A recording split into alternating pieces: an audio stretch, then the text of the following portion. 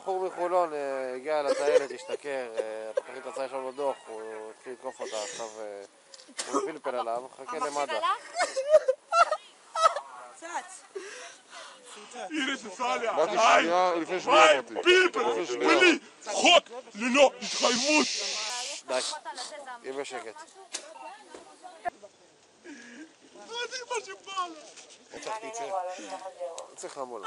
כואב! למה הפלפל וכואב לו. כואב! מה כואב לך? פרצוף! בטח פרצוף, קיבלת פלפל. נהגת לא יפה. באיזה זכות קיבלת? לך את המים ששלוף מה עשיתי?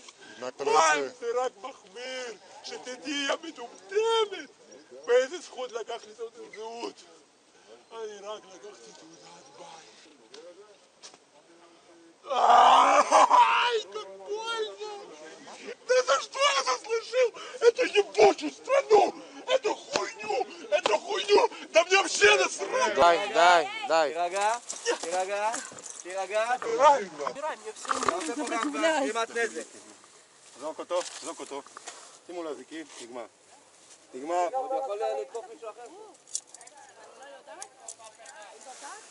תעלה למעלה, זוז מפה. בסדר, גאה, אל תתייחס אליו. תודה רבה.